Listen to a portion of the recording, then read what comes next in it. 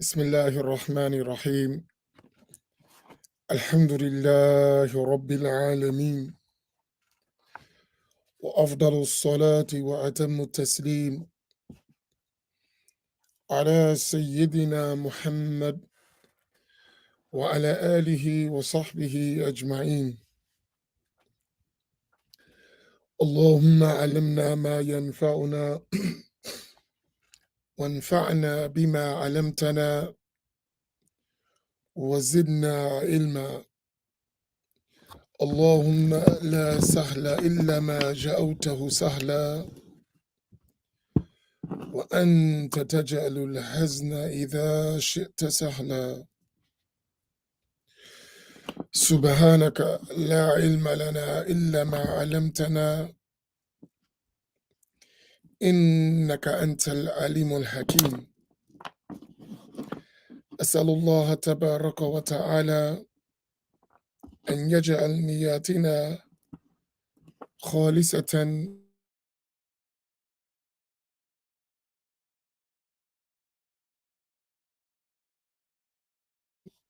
name of Allah Tabaraka wa Ta'ala. I praise Allah Tabaraka wa Ta'ala. I ask Allah to send countless blessings and salutations on Sayyiduna Muhammad sallallahu alayhi wasallam, his family, his companions, and all those who follow them in excellence until the day of judgment. And I ask Allah Tabaraka wa Ta'ala to grant us the sincere intention.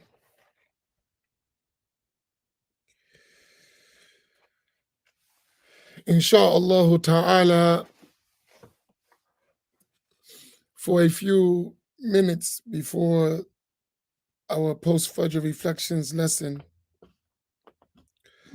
I wanted to start again with the morning scattered thoughts, as it was something that we had done before Ramadan, and I want to resume those thoughts, insha'Allah tabaraka wa ta'ala, because some have found them as beneficial, as well as myself. The scholars, they used to call these scattered thoughts like kalam. So they would have compendiums of kalam in speech. So it'd be a collection of just scattered thoughts. And of course, those scattered thoughts of the pious contain so many benefits in them. So in emulating them, we wanted to do our own scattered thoughts that come across our mind. Because in emulating the pious, there is success.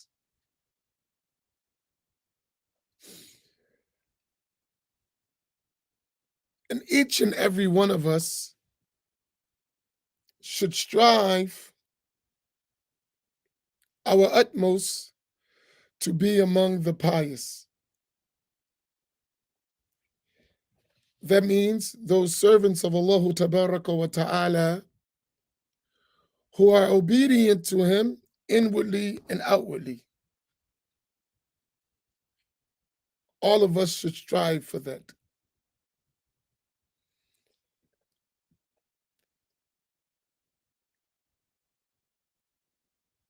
One of the things that I notice in our environments, different from the environments that I was in when I was abroad studying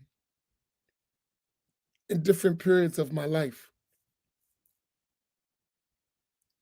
In some places,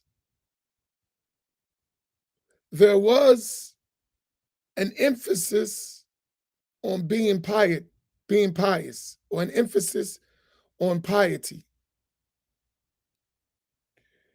And to reach that level of piety, there were certain things that were kind of considered prerequisites to reaching the level of piety.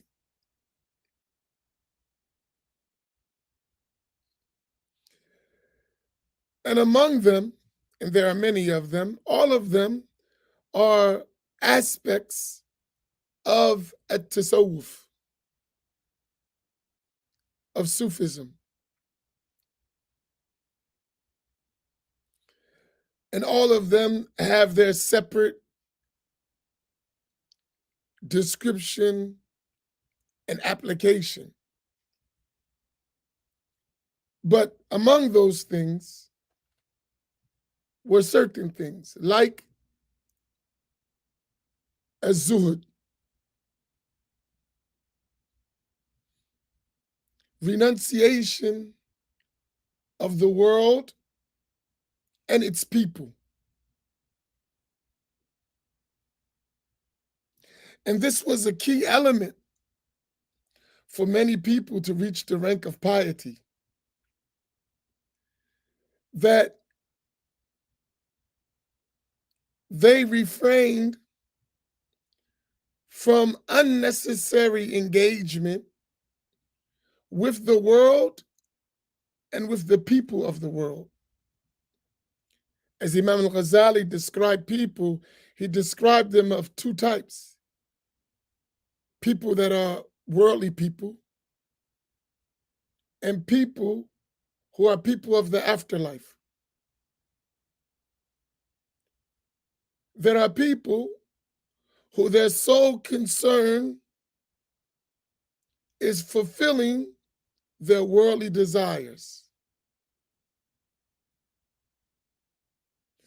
Then there are others whose state is dominated. They have other things in their mind, but the dominant state of them is attraction to worldly matters. So that's one, it's just they're consumed, completely engrossed in worldly matters. Then another stage, lesser than that, is those who care about their hereafter, but the majority of their focus is on worldly matters. And a portion of their focus is on matters of the afterlife. Then a third group are those whose concern is the afterlife, and they only take from the dunya what is needed as a provision for their journey to the afterlife. This third category is the category that we should strive for. To be in this third category of people, those who realize that this world is temporary and perishing, and you have to get away from it and its people. What do I mean by its people?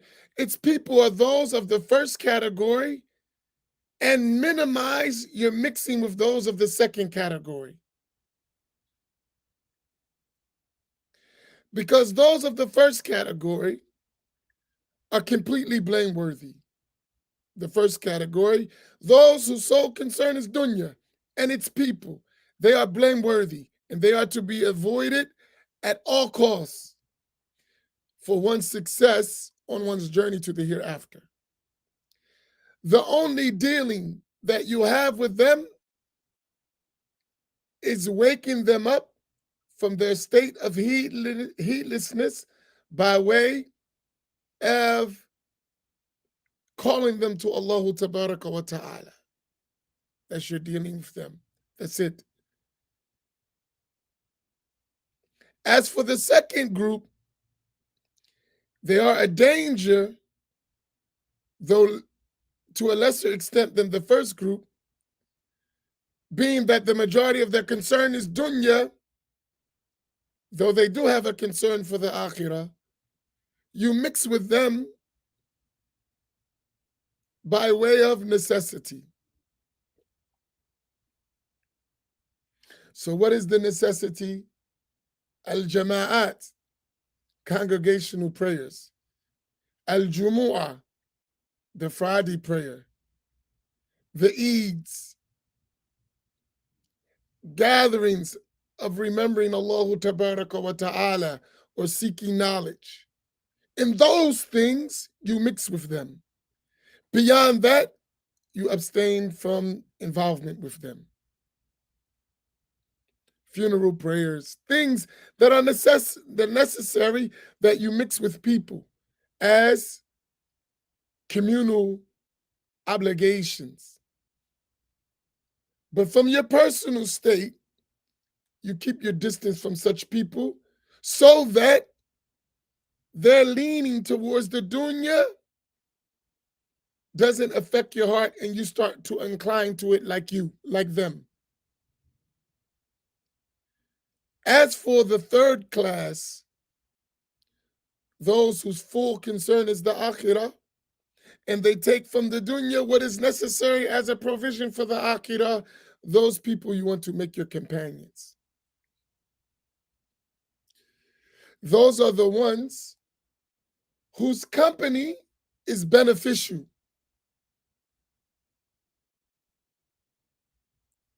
And you want to seek them out, even though they may be rare. In our time, they are rare. In our environments, they are almost obsolete, though they do exist. And for us, we have to realize that being attached to the dunya and its people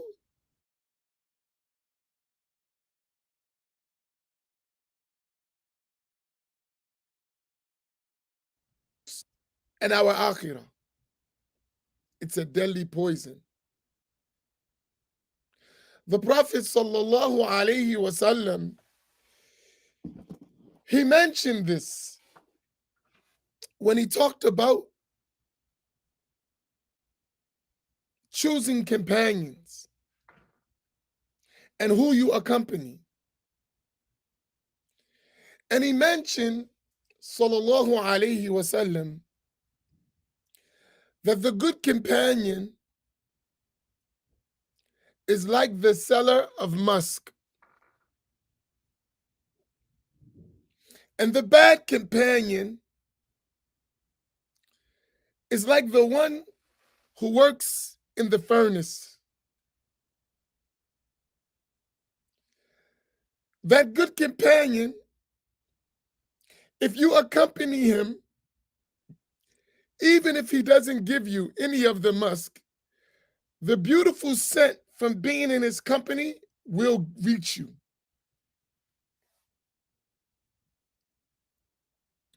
So he doesn't have to give you any. Just stay around him, shake his hand, embrace him, and you will get the scent. Such is the company of that third category of people. Those people whose concern is the akhirah, and they take from the dunya what is a provision for the akhirah. If you be around those people, their qualities, their sifat, their akhlaq, their characteristics will rub off on you.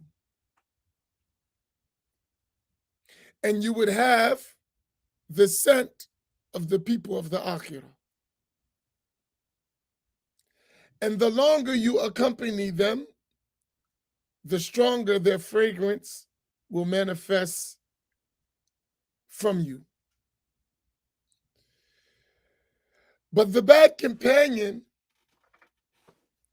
that first category, and too much accompanying of the second category, even if you don't enter their furnace of hubb dunya, of loving the world and its people, if you stay in their company, you're going to get the dust and the dirt and the residue from that furnace on you. And if you stay around them long enough, you're going to be dirty,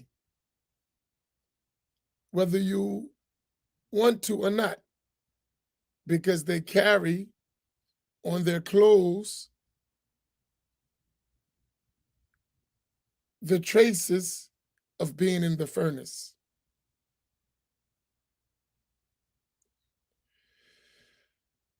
So our advice to ourselves should be, watch our companions.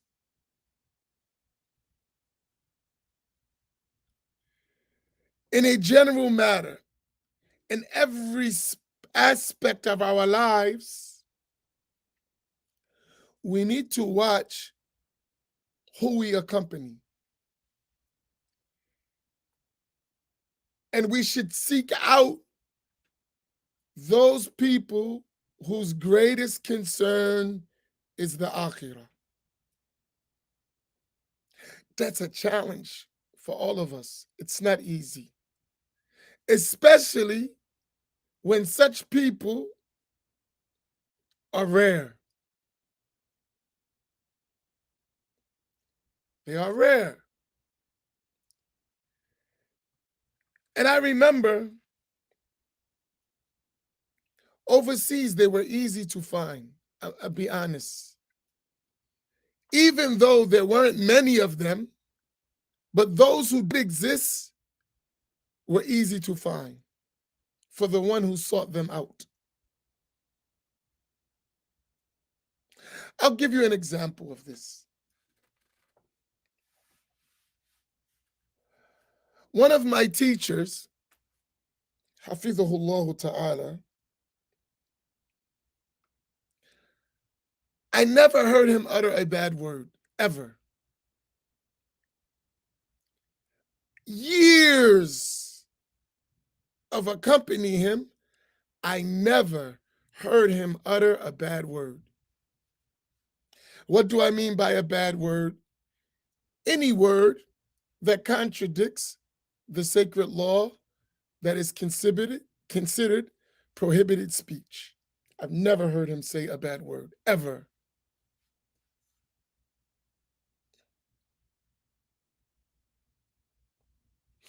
Even when he was reprimanding someone, and I've seen him do it multiple times, he never said a bad word. Even when faced with people who really rubbed him the wrong way, I never seen him utter a bad word.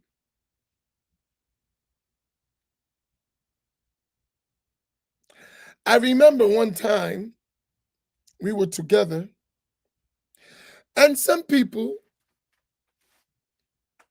who are of the second category, they had concern for the hereafter, but they were preoccupied most of the time with worldly matters. And the sheikh, he didn't like that at all, as he is a person who is of the third category. His focus is on the akhirah. And he takes from the dunya what he needs as a provision for the akhirah. So before we met with those people, he said, listen, we're going to gather with them. Please, as soon as we finish, I want to leave. As I was his driver. So he said it to me. as soon as we finish, I want to get up and leave. Do not lag behind so that we engage in things that are not beneficial.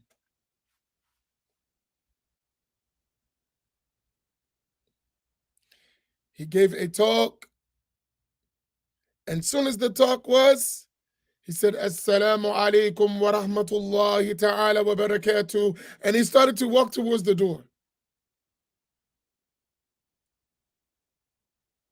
And I got up. As he did not pay anyone attention, he just kept walking. So the people came to me, talk to the sheikh, to wake the sheikh. I said, he is busy, he has to go. And when we got out and we were driving, I asked him, I said, Sayyidi, that may to others seem that you were kind of rude.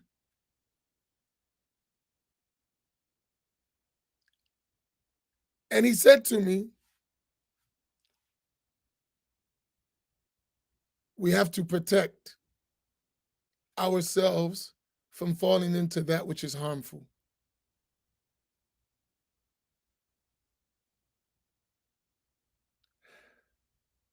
We have to protect ourselves from falling in to that which is harmful.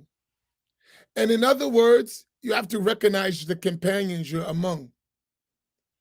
Who you accompanying, what they're going to do that's going to make you fall into harmful matters, and you have to protect yourself from it.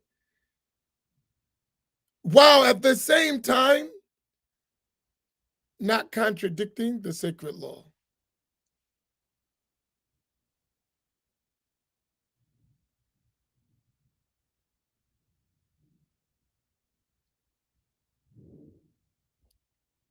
So it's important for us to evaluate our environment and make the necessary changes when they need be, even if it is difficult on oneself. Make the necessary change.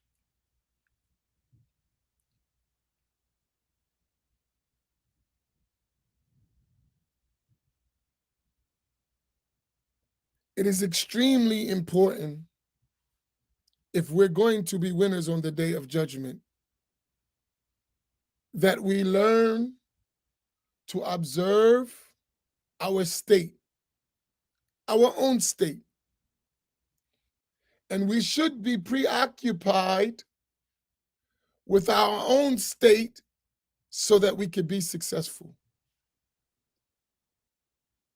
Sometimes we're so distracted that we don't pay attention to our own selves, let alone the others.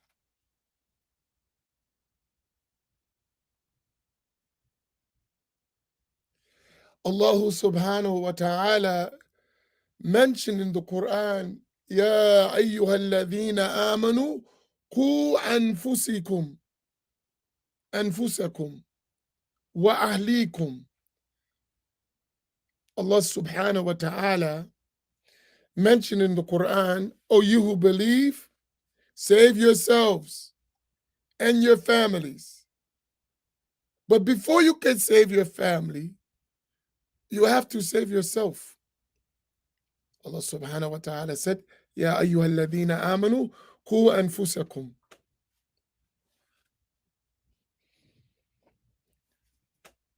And in order to save yourself, you have to observe yourself. You have to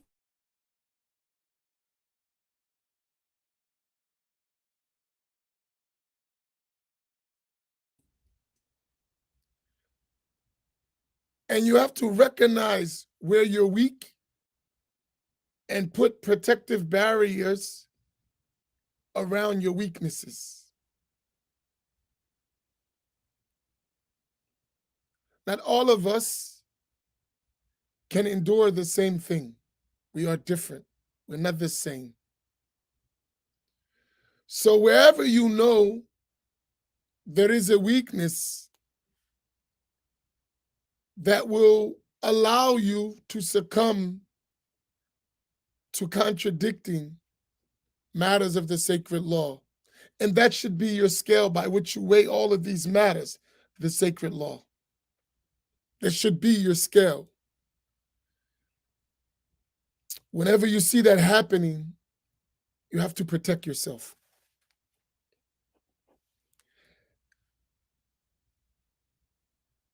And in order to do that, you have to really do some self-reflection. Who am I? What am I? How am I?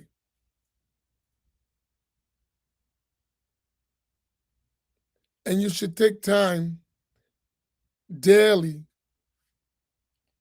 to observe yourself. Observe your progress on the path to Allah subhanahu wa ta'ala, or the lack thereof.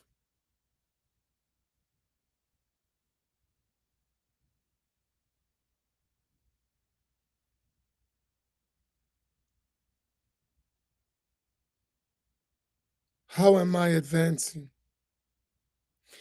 Especially when most of us are not under the watchful eye of a spiritual master directly, who will tell us about ourselves and who will help us navigate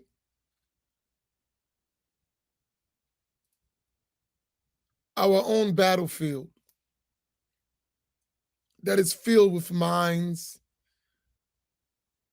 and traps. Not easy.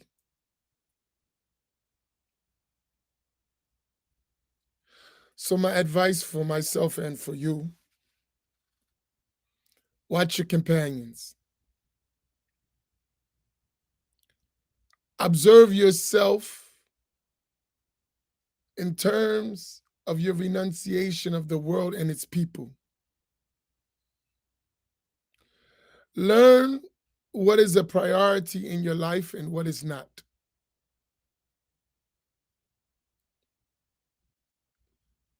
Someone else's priorities may not be yours. And that's why you got to understand the classes of people.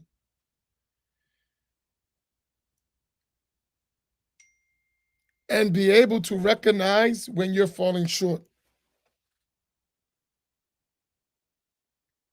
in regard to your own success and progress.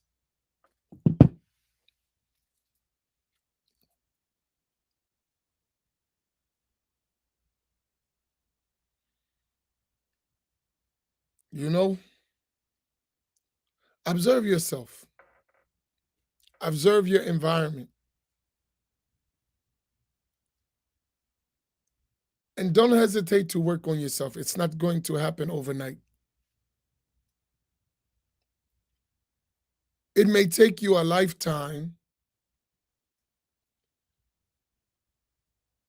to put yourself in the position that makes you most pleasing and acceptable to Allah Tabaraka wa Ta'ala. It may take you a lifetime.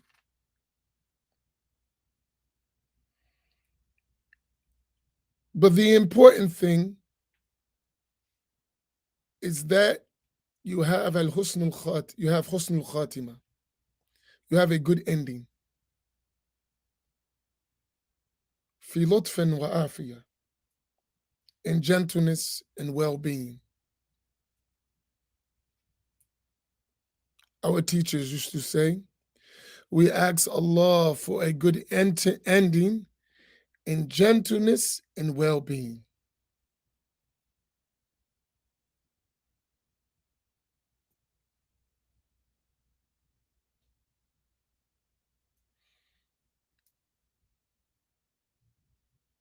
Inshallah, I hope in what we have mentioned is something beneficial for us, something that we can take, something that will improve our states. It's not going to be easy. It wasn't easy for the righteous before us. They had their tests and their struggles. Even the prophets and messengers, alayhimus salatu wassalam, they had their tests and their challenges and their obstacles and their hurdles. But it's not impossible. It's possible.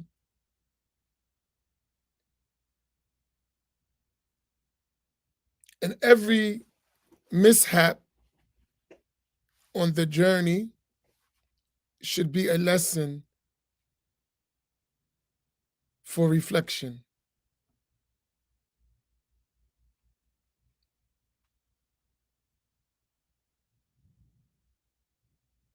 Because you're going to have mishaps.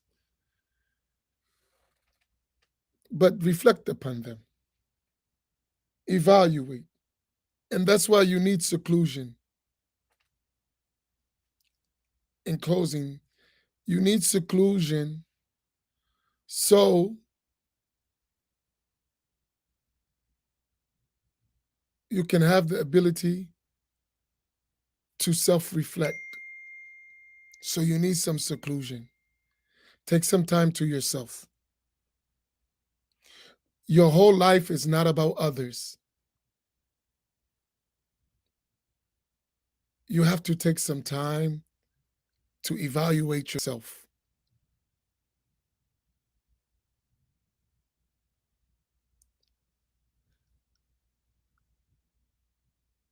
So seclusion is necessary.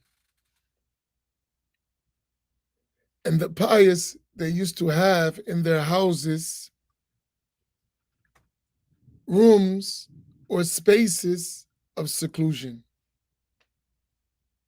where they would be with themselves alone. No family, no friends, no children, no one, just you. Take some time for yourself.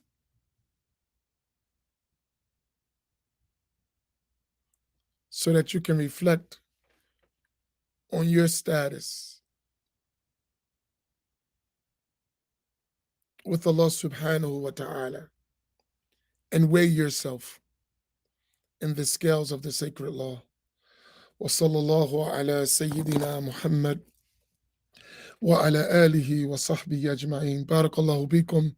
Inshallah, we'll see you in the post-Fajr reflections in about 5 minutes with our book, Safinatun Najah. بارك الله بكم والسلام عليكم ورحمة الله.